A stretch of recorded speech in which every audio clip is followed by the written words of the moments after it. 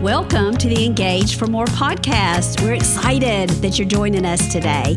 Hey, we exist to encourage you to engage and experience the more that Jesus came to offer you. And we believe that with all of our heart, that He is inviting you into more with Him. So I am Pam Pilgrim, and I'm hanging out with my friends. Hi, I'm Gwen Neal. And I'm Kim Ball. And like just a couple of weeks ago, we have a guest. He's back. Yay! After popular demand. Yes. Well, thank you for having me back. Yes. Y'all, this is Jonathan Wallace. He's the pastor at Get Well Church in South Haven, Mississippi, and he is just a man of a lot of wisdom. And I love hearing him preach and hearing him teach, and we're excited that you get to partake of that today. Yes. So today we're talking about what? Today we're talking about dealing with conflict. This is episode number 152. And so we're going to dive into that because we all get to deal with conflict, don't we? Sometimes on a regular basis, whether it's with our children, whether it's with our spouse, maybe with a coworker, or sometimes a friend. And it just comes out of nowhere, and you're like, what is happening? What did I do? And you can't really seem to find your way through it. So we are ready to hear what you got. Well, there are a few people in the world that like conflict. I don't know who those people are, but they're out there somewhere. And for the rest of us, we struggle with conflict. We're not really sure what to do with it. We certainly don't like it or enjoy it. And we're not really sure how to move through it in a healthy way. And so for me, I've never enjoyed conflict. I'm a major people pleaser. I don't like people being upset with me. I like to smooth it over as quickly as possible. And I've had to learn the hard way that conflict is not only necessary, but conflict can be a huge blessing if we approach it the right way. And the reason is conflict will bring real growth in our relationships. It will bring real growth in our circumstances. And sometimes conflict is the only thing that will force us to deal with things that we would rather not deal with. That's good. Good stuff. So we need to deal with conflict as it comes. We need to know, how do we deal with it? So the first thing I always coach people to do is you first have to understand what is your natural tendency in the ways that you deal with conflict. Because if we're honest with ourselves, most of us have unhealthy ways of dealing with conflict. And you can really break them down into 5 different ways that we approach it. Some of us, we deal with conflict with explosion.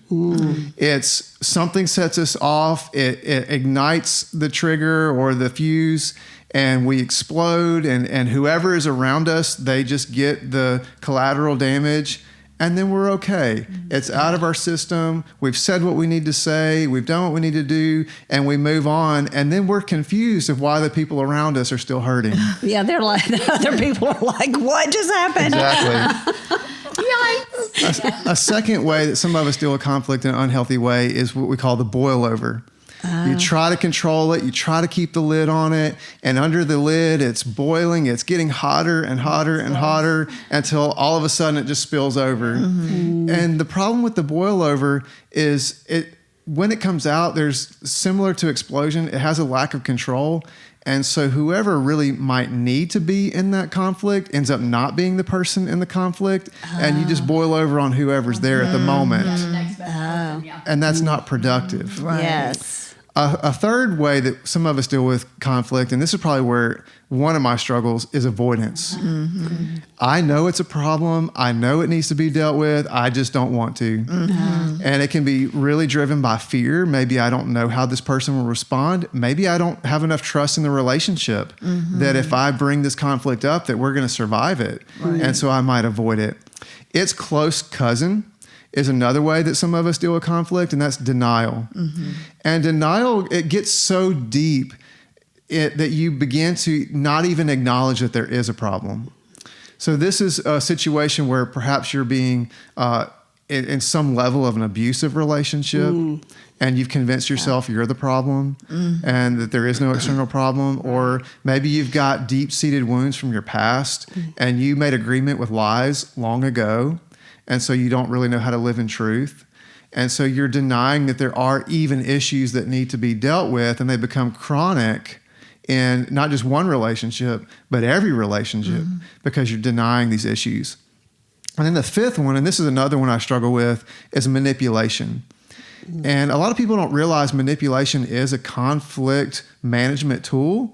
It's an unhealthy one, but it is a conflict management tool because what we do when we manipulate, it's also fear-driven. I don't want to deal with the problem head on because, again, I'm not sure how this person might respond. I'm not sure if the relationship is healthy enough. I'm not sure if I want to go through the pain of what conflict requires. So what I will do instead is I will use my skills of communication or coercion or other skill sets I might have to work around the problem to get what I want without actually having to face it.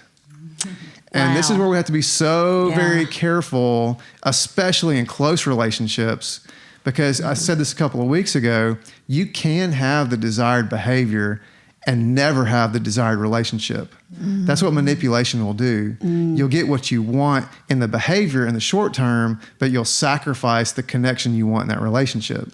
So it becomes a very unhealthy way of dealing with conflict. So the first thing is to look at myself and say, okay, what are my natural tendencies of dealing with conflict in unhealthy ways?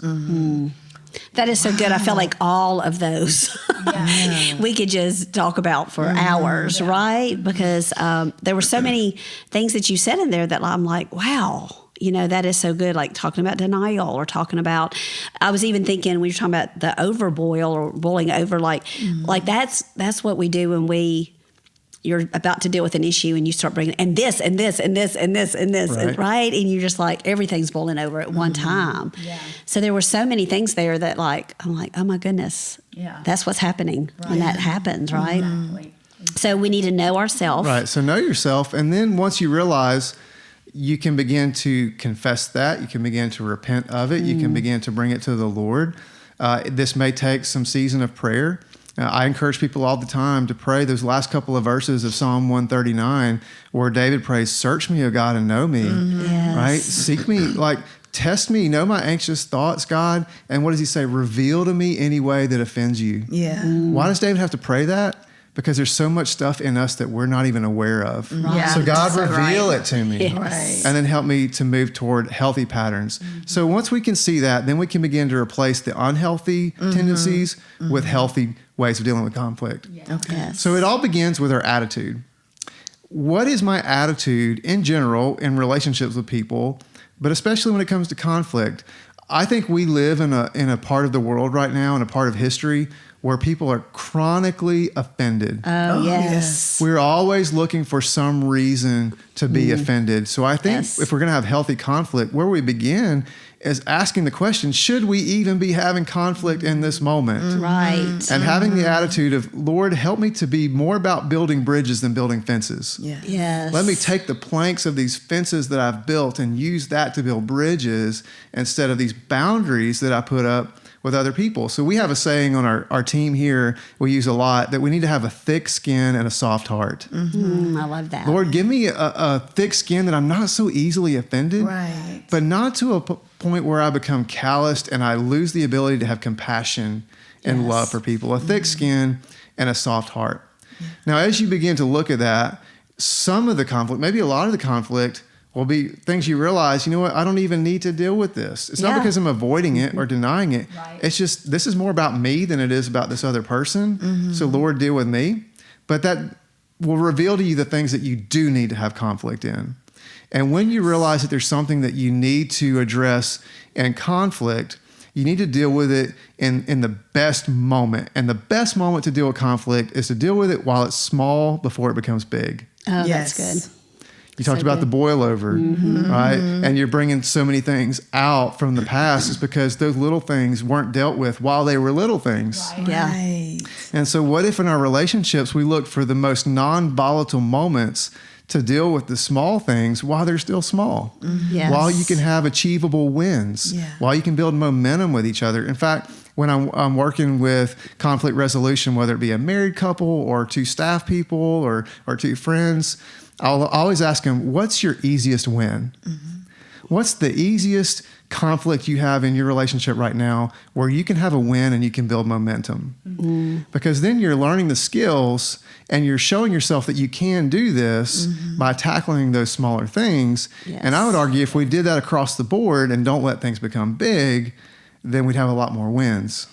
Yeah, that's good. Yep. Have you ever read The Bait of Satan by John Bevere? I have not. Oh, that was life-changing for me because it's all about offense and that's Satan's tool. And I'm like, well, I'm not easily offended. And then as I'm reading the book, I thought, oh, yeah, I do that. And, I do get offended by that. And, and so it just made me so aware and that I can make a decision that I don't get offended. Yeah, that's right. So in this mode of dealing things while they're small before they become big, I love to encourage people that it is within your power to stop the conflict spiral. Every single one of us have been in this moment where something is said or not said, done or not done, that creates a negative emotion in you. And sometimes you don't even know, you don't even know what that emotion is. I'm not sure if it's fear or anger or sadness or betrayal. I just know it doesn't feel good. Right. That's right. And I don't stop to evaluate it. And what do I do based on that negative emotion? I react to what was said or not said, done or not done. And I'm taking us downward instead of toward a healing moment. I'm taking us downward. And then that person has a negative emotion and they react. And all of a sudden, you're in this spiral. Yes. And we need to be reminded that all it takes is one person in a moment of conflict to say, we don't have to do it this way. And the best way to do that is what I call practice the pause. So while the other person is sharing, instead of saying, well, what am I going to say next? How am I going to one up this person? What if I just paused for a minute and said, Lord, what is it you want in this moment? That's good. How do I respond in a way that not only honors you, but honors this person and honors our relationship so that we can move toward real reconciliation and healing? I have to be willing, though, to push the pause button for that to happen and let the Holy Spirit in to be able to stop that spiral. Because what we're always in control of, never control of what that person does, but I'm always in control of what I do next. Yes. Yeah. So in other words, Jonathan, I hear you saying, don't try and get your lick back. Absolutely. Yeah. That's so good. Yeah. Yes. That's so good. That is. We actually, in Bible study last night, we actually talked about that and how to take that pause. For me, a lot of times it's I even physically or audibly even like do that, and that's my signal that I'm pausing. And not being offended, but to be careful what I say. The next thing, and maybe even sometimes to set a boundary right there. To take that pause to set a boundary, so that like if someone has just said something super harsh, that maybe I say, hey, I'm going to go grab a cup of coffee. I do want to talk to you about that, but I'll meet you in 15 minutes just to excuse myself so that I don't react. I love that. That's such an important practice because a lot of times what happens in conflict is that you will have two people who deal with conflict in different ways. Yes. And it's triggered by different emotions of usually fear, but it's portrayed in different ways. And so you might have one person who's uncomfortable waiting. And they're the pursuant. Like, we have to deal with this now. I can't allow this to go on. Yes. And then the other person, they're needing space to get their thoughts and their feelings together. And if you're not careful, you can have one chasing the other. Yes. So what you said is, I want to have this conversation with you, and we're going to have it in 15 minutes, is so incredibly important, because you're not deflecting. You're just saying, I value us and this relationship and this friendship or this working relationship enough for us to deal with this. I need to get myself to the best place. So let's talk about when and where this needs to happen.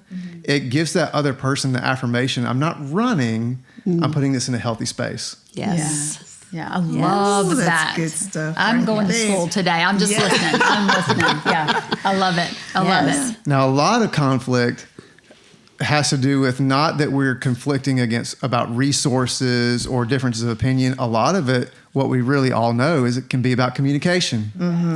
And so one of the ways you deal with conflict is to communicate well. And again, I love these little sayings that they help me, and I hope they help each other people. But I have to remind myself, I'm not responsible for your unexpressed expectations.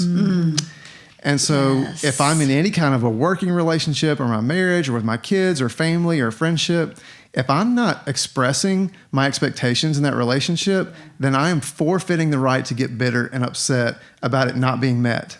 Wow. Yes. That is so good. Gosh, say that again. Say so that strong. again. If I'm not expressing my expectations, then I forfeit the right to get bitter and upset about those expectations not being met. Right. And that transfers over into several other areas as well. If you're not informed, if you don't put it out there, you really can't have the expectation. Right. And vice versa, right? Right. So if you haven't expressed that expectation of me, and then you're like, I shouldn't get all bent out of shape because you're disappointed in me, I can just let that go because you never expressed that expectation. Right. And I think it goes both ways. Right. You know, that we don't get, because I think as women, we get hung up on that too. We're so upset that you're upset with us. Yeah. But if we just pause for a minute and go, wait a minute, like she never mentioned that to me. He never told me that. Yeah. So we can just let that go and not be upset by it. You see what I'm saying? Yeah. So if we're practicing the avoidance that you told us about, if we're practicing avoidance, then we shouldn't be getting upset because we haven't. That's right. You know. Yeah. Yeah. Yeah. Right. Yeah. Because I feel like being transparent that I operate in the total avoidance arena. Like I don't even want to step into the conflict. I don't even want to even think about it reaching that point. So I make myself absolutely probably miserable trying to dance around it. And so this one really. And when you voice it, when you share the expectation clearly, it actually has a dual benefit. The one benefit is that you're sharing that with the other person so they know that they can do something with it. But the other benefit is actually in putting it out there where you can hear it, it forces you to ask the question, should I even have this expectation? Is this something? And that's for another podcast, another day. But just asking yourself, is it fair? Is it reasonable? Is it based on truth? And if it's not, then maybe I need to get rid of that expectation and not hold it over their head. Yes. But communication and being clear and specific with it of this is what we need to work through, not this over here, right? It comes back to what's our next easiest win, and let's build momentum. Let's be specific about what we're trying to work on. Okay. Let's be clear about it, and let's work on it. And then I've got to ask, well, how do I communicate it in a way that's effective? So if you've got a major conflict with a best friend and you are super emotional about it, a text message or a Snapchat or something like that is probably not the right mode of communication, but it might be the easiest. Yeah. And that's why we end up choosing those things. And then we wonder where we miscommunicated because we're trying to communicate complicated things in non-complicated ways. And it's difficult. So And then we make so many assumptions, right? Like we read a tone of voice that's not there. And, you know, we start thinking, well, she must think or she must believe or she's assuming, you know. Right. Yeah, we get and ourselves in that's why trouble. a best practice is not to have those kinds of conversations over text. Right. For sure. I try not to have any kind of. Well, in any moment, we love to fill in the gaps Yes. with what we don't know. Or we love to what's put that quote? Whenever there is, let's see, what is it? Whenever there's a lack of communication, negativity fills the void. Yeah. Yes. Yeah. Yes. Absolutely. 100% of the time. Yeah. Or we can add our own exclamation points to the end, Right. and they don't really belong there. Yeah. And so it's important. Sometimes you got to communicate about how you communicate. What is the right mode, especially in working relationships? Yes. It's not as obvious sometimes when you're having conflict with somebody you work with versus maybe a friend that you're more intuitive around how they receive things. So sometimes it's important to say before you're in the moment of conflict, hey, when we're working through something, what is your preferred method of communication? Do you need it in writing so you can process it? Do you need to have a face-to-face so we can look at nonverbals?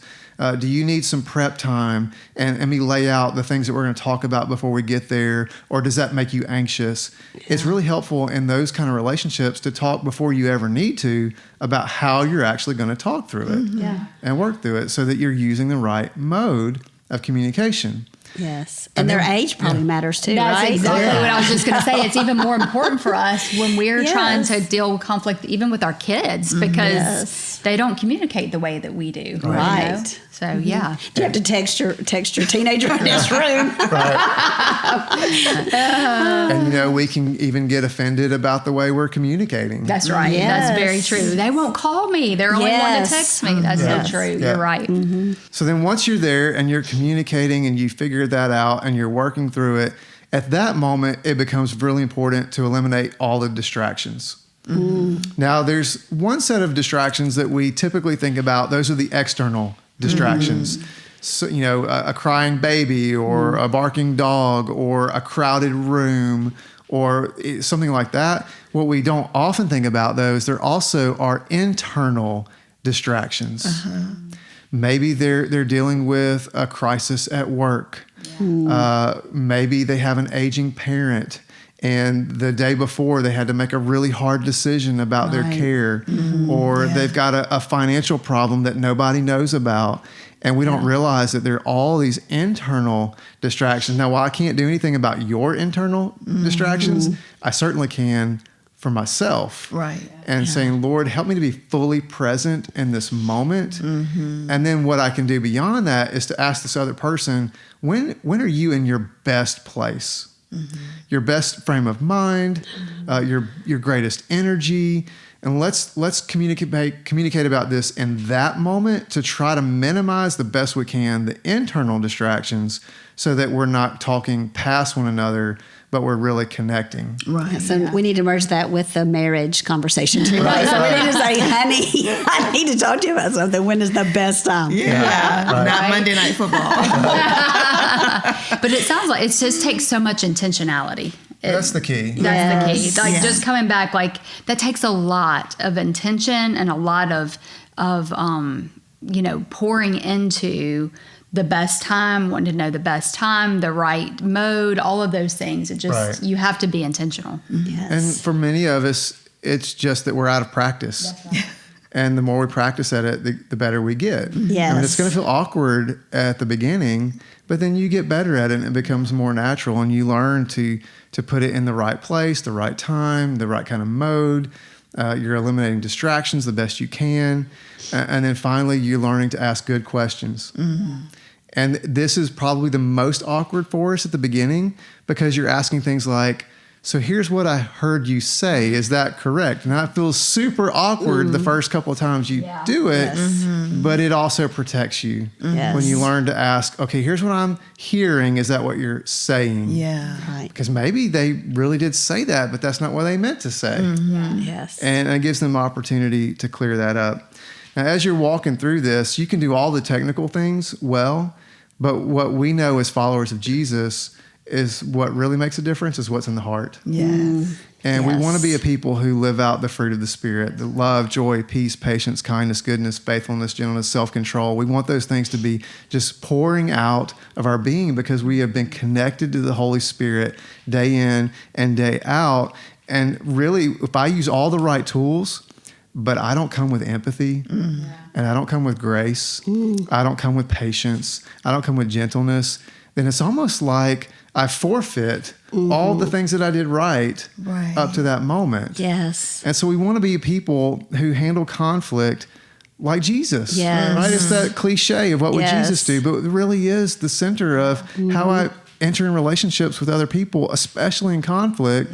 Do I do it in a way that honors and looks like Jesus? Yes. Yeah. That is so good. That's a big check in your spirit, right? Yes, for sure. Are you handling it like Jesus would? Yes. Yeah. So let me lift up one last thing, and I think this is probably for me, it's the most fun because sometimes it's the biggest aha moment for There's people. fun in this? Yeah.